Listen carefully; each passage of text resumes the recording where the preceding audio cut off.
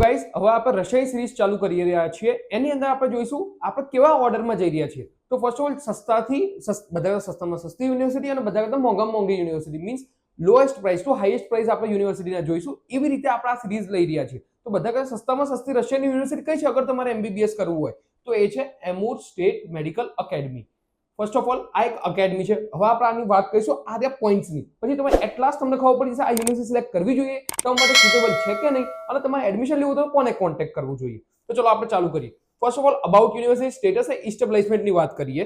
પહેલા વાત about university રશિયાની યુનિવર્સિટી છે, એમુર સ્ટેટ મેડિકલ એકેડમી છે. વાત કરીએ સ્ટેટસ. સ્ટેટસ આ એક એકેડમી છે. Just a second. આ એક એકેડમી છે, સ્ટેટ એકેડમી છે. પછી વાત કરીએ એસ્ટાબ્લિશમેન્ટની. એસ્ટાબ્લિશમેન્ટની આપણે વાત કરીએ તો 1992 આનું એસ્ટાબ્લિશમેન્ટ છે. મીન્સ તમે જોવા જાવ તો જૂની યુનિવર્સિટી છે, એટલી બી નવી યુનિવર્સિટી નથી એઝ કમ્પેર ટુ તમે બીજી જોવા જાવ. પછી વાત કરીએ સિટીમાં કઈ છે, ડિસ્ટન્સ કેટલો છે અને ઈઝી રૂટ કયો રહેશે. ફર્સ્ટ ઓફ ઓલ આપણે વાત કરીએ સિટીની તો એમુર સિટીમાં સિચ્યુએટેડ છે આ રહી એમુર સ્ટેટ મેડિકલ એકેડમી. પછી આપણે વાત કરીએ કે આપણે ડિસ્ટન્સ જોઈએ તો ડિસ્ટન્સ બધા જોઈએ છે મોસ્કોથી. અગર તમે મોસ્કોથી ડિસ્ટન્સની વાત કરો તો મોસ્કોથી અરાઉન્ડ 3500 ટુ 4000 કિલોમીટર વચ્ચે છે. મીન્સ હવે તમે જોવા જાવ તમારા મનમાં ક્વેશ્ચન આવશે કે સર આ તો બહુ દૂર યુનિવર્સિટી. ના, આનો બી તમે જોવા જાવ મોસ્કોથી જાવ તો તમને દૂર પડે, પણ વચ્ચે બીજા બી એરપોર્ટ હોય છે. Third largest city of Russia ત્યાં નોવોસિબિર્સ્ક છે, ક્રાસ્નોયાર્સ્ક છે, એ બધી જગ્યાએથી જઈ શકો છો. તો વાત કરીશું ઈઝી રૂટ કયો પડશે અગર તમારે એમુર સ્ટેટ મેડિકલ એકેડમી જવું હોય. ઈઝી રૂટની વાત કરીએ ફર્સ્ટ ઓફ ઓલ તમે દિલ્હીથી ફ્લાઇટ લો ડાયરેક્ટ ક્રાસ્નોયાર્સ્કની. ક્રાસ્નોયાર્સ્કથી ડાયરેક્ટ તમને એમુરની ફ્લાઇટ મળી રહે છે. અને બીજો એક ઓપ્શન છે દિલ્હીથી મોસ્કો અને મોસ્કોથી એમુર. આની અંદર હું વાત કરું તો દિલ્હીથી એમુર સુધી મોસ્કો તમે વાયા રૂટ જાઓ તો તમારે મોર ધેન માની ચાલો 30 અવર્સ થઈ જાય છે. અને આની અંદર તમે 15 થી 18 અવર્સની અંદર તમે યુનિવર્સિટી રીચ થઈ જાઓ છો. તો ફર્સ્ટ ઓફ ઓલ જોવા જાવ તો આપણે ઈઝી એક્સેસિબલ રૂટની વાત કરી લીધી. હવે તમારા મનમાં ક્વેશ્ચન હશે કે સર એમુર સ્ટેટ મેડિકલ એકેડમી છે પણ એને ક્લાઇમેટિક કન્ડિશનની વાત કરીએ. આપણે ક્લાઇમેટિક કન્ડિશન જોઈએ. એક હું તમને ડિસ્ક્લેમર આપવા માંગીશ કે રશિયાની અંદર તમે કોઈ બી જગ્યાએ જશો મીન્સ ઠંડી તો પડશે જ. એવું કોઈ નથી કે જે જગ્યાએ ઓછી ઠંડી પડે. એવી જગ્યાઓ છે કે જ્યાં ઓછી ઠંડી પડે મીન્સ સ્નોફોલ ઓછો થાય એવી રીતે, નહીં તો માઇનસમાં ટેમ્પરેચર તો જાય જ છે રશિયાની અંદર. અગર તમે રશિયા સિલેક્ટ કરતા હોય તો ફર્સ્ટ ઓફ તમારું માઇન્ડ પ્રિપેર રહેવું પડે કે ત્યાં માઇનસ ડિગ્રીમાં જશે ટેમ્પરેચર વિન્ટર્સની અંદર. તો ફર્સ્ટ ઓફ ઓલ ટેમ્પરેચરની વાત કરીએ. ટેમ્પરેચર અરાઉન્ડ તમારું વિન્ટર્સની અંદર જ્યારે આપણે હાર્શ વિન્ટર કહીએ તો -15 થી લઈને -20 સુધી જાય છે. અને સમર્સની વાત કરીએ તો સમર એકદમ પ્લીઝન્ટ હોય છે, +20 થી +30 વચ્ચે રહે છે. હવે વાત કરીએ -30 થી -20 -15 થી -20 કીધું તો બધા સ્ટુડન્ટ્સના પેરેન્ટ્સમાં એવો હશે કે સર અહીં તો બહુ ઠંડી છે, કેવી રીતે રહી શકો. તો ત્યાં તમે જાઓ છો તો એની અંદર ખાલી જાન્યુઆરી ફરવરી ત્યારે પીક વિન્ટર્સ હોય છે, પછી નોર્મલ ટેમ્પરેચર હોય છે, ક્યારે -5 હોય છે, ક્યારે 0 ડિગ્રી હોય છે. તો એવા ટાઈપના ટેમ્પરેચર હોય છે. અને તમે રશિયા જઈ રહ્યા છો તો ત્યાં તમે પ્રોપર હીટિંગ સિસ્ટમ મળશે. ત્યાં તમે જાઓ તો તમે પ્રોપર તમે કોટ વિયર કરીને જશો, તમે શૂઝ પહેરીને જશો, સ્નો બૂટ્સ પહેરીને જશો તો તમે ઠંડીનો વાંધો આવશે નહીં. પછી વાત કરીએ medium of teaching. English medium study કરાવે છે એરિયા મીન્સ 6 યરની અંદર તમને ઇંગ્લિશ મીડિયમમાં ટોટ કરવામાં આવે છે. પછી વાત કરીએ ઇન્ફ્રાસ્ટ્રક્ચર. ઇન્ફ્રાસ્ટ્રક્ચર જોવા જાવ તો આ એક એકેડમી છે. તો પહેલા હું તમને ક્રોનોલોજી કહેવા માંગુ છું કે ફર્સ્ટ ઓફ ઓલ કોઈ બી રશિયન યુનિવર્સિટી હોય તો પહેલા નંબર પર આવતો ફેડરલ યુનિવર્સિટી, પછી આવે નેશનલ રિસર્ચ યુનિવર્સિટી, પછી આવે કોઈ બી સ્ટેટ યુનિવર્સિટી, પછી આવે સ્ટેટ મેડિકલ યુનિવર્સિટી અને પછી આવે એકેડમી. મીન્સ આ 5th પોઝિશન પર છે. એ તમે ઇન્ફ્રાસ્ટ્રક્ચર જોવા જાવ તો એઝ કમ્પેર ટુ એકેડમીની અંદર તે ટોપ નોચ છે. પણ તમે બીજી યુનિવર્સિટી જો કમ્પેર કરશો તો થોડુંક ઇન્ફ્રાસ્ટ્રક્ચર ડાઉન લાગશે as compare to other university. પછી વાત કરીએ રેન્કિંગની.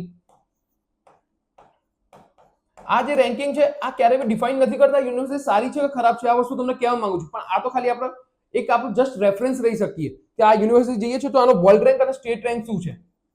અગર આપણે વર્લ્ડ રેન્કની વાત કરીએ તો વર્લ્ડ રેન્ક તમારો અરાઉન્ડ રહે છે 7021. અને હવે આપણે વાત કરીએ કન્ટ્રી રેન્કની. રશિયાની અંદર શું રેન્ક છે તો રશિયાની અંદર તમારો 287 પર આ યુનિવર્સિટી સ્ટેન્ડ કરે છે. આ ક્યારેય બી ડિફાઇન નહીં કરે કે આ યુનિવર્સિટી સારી છે કે ખરાબ છે, બીકોઝ આ ડેટા અલગ છે. આની અંદર જે રશિયન સ્ટુડન્ટ ભણ્યા છે એના માટે બી છે, અગર આપણો ઇન્ડિયન જાય છે તો એના માટે અલગ હોય છે, પણ જસ્ટ આપણે રેફરન્સ માટે આ લીધું છે. પછી વાત કરીએ ક્લિનિકલ એક્સપોઝર. ક્લિનિકલ એક્સપોઝર આપણે કેવી રીતે ડિફાઇન કરી શકીએ? ફર્સ્ટ ઓફ ઓલ ત્યાં કેટલા મતલબ જો રશિયાની અંદર તમે ક્યારે બી જોવા જાઓ તો આપણે કેવી રીતે ડિફાઇન કરીએ ક્લિનિકલ એક્સપોઝર કેટલો છે, મીન્સ ત્યાં કેટલી પોપ્યુલેશન છે. ફર્સ્ટ ઓફ ઓલ જ્યાં જેટલી વધારે પોપ્યુલેશન હશે એટલું ક્લિનિકલ એક્સપોઝર વધારે હશે. કેવી રીતે કે જ્યાં માણસો વધારે હોય તો તે એરિયા બીમાર વધારે પડે તો તમને ઓટોમેટિક ક્લિનિકલ એક્સપોઝર સારો થઈ જાય. તો વાત કરીએ પોપ્યુલેશનની, 4 લાખની પોપ્યુલેશન છે, એક ડિસેન્ટ પોપ્યુલેશન છે જ્યારે તમે રશિયામાં જોવો ત્યારે આ સિટીની અંદર તો એક ડિસેન્ટ પોપ્યુલેશનમાંથી આવે છે. પછી આપણે વાત કરીએ ઇન્ડિયન સ્ટુડન્ટ્સ કેટલા ગયા છે એની સેફટીનું શું છે. આ એક વસ્તુ કહેવા માંગીશ કે 2025 ની અંદર પહેલી વાર સ્ટુડન્ટ્સ ફ્લાય કર્યા હતા. અરાઉન્ડ 200 સ્ટુડન્ટ્સ ત્યાં ઓલરેડી ફર્સ્ટ યરમાં છે, અત્યારે સેકન્ડ યરમાં આવી ગયા છે. ફર્સ્ટ યરની અંદર છે મીન્સ આ યુનિવર્સિટી જોવા જાવ તો તમને 200 થી વધારે સ્ટુડન્ટ જોવા નહીં મળે અત્યાર સુધી, બીકોઝ હજુ સુધી ઇન્ડિયન સ્ટુડન્ટ આનાથી વધારે ગયા જ નથી. અને સેકન્ડ યરમાં જ તમે જ્યારે જશો, તમે જ્યારે એડમિશન ફર્સ્ટ યરમાં લેશો તો એરિયા જે તમારા સિનિયર્સ છે એ સેકન્ડ યરમાં આવી ગયા હશે. પછી વાત કરીએ સેફટી વાઇઝ એક ગુડ યુનિવર્સિટી છે, કોઈ વાંધો નથી, સિટી ગુડ છે, આને પ્લસ પોઈન્ટ આપણે આપીશું. પછી એફએમજી પાસિંગ રેશિયોની વાત કરીએ તો તમે મનમાં વિચારશો what is FMG passing ratio.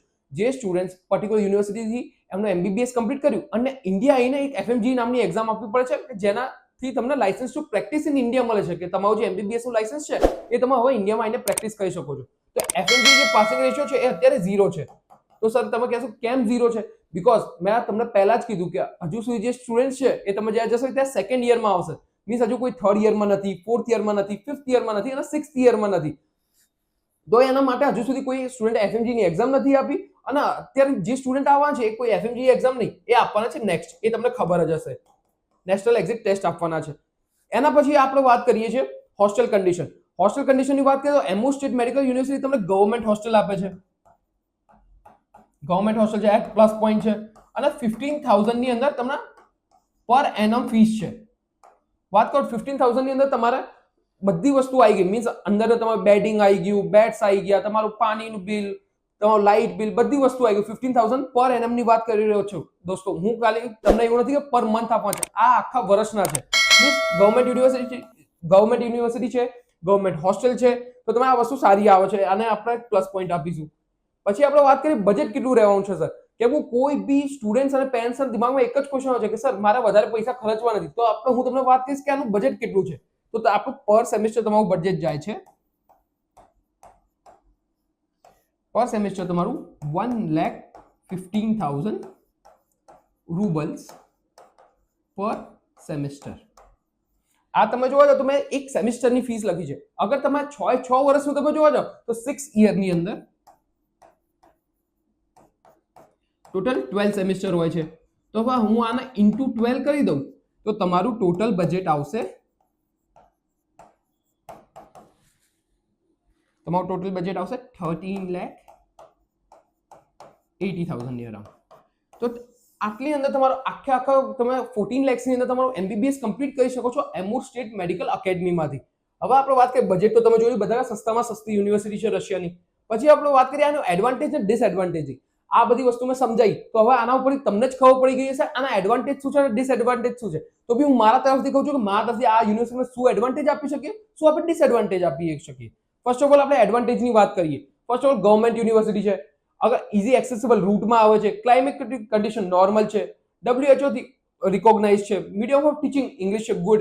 રેન્કિંગની વાત કરીએ એઝ કમ્પેર અધર યુનિવર્સિટી થોડોક ઓછો છે, તો આપણે આને એક નેગેટિવ આપીશું. પછી વાત કરીએ ક્લિનિકલ એક્સપોઝર એક ડિસેન્ટ છે.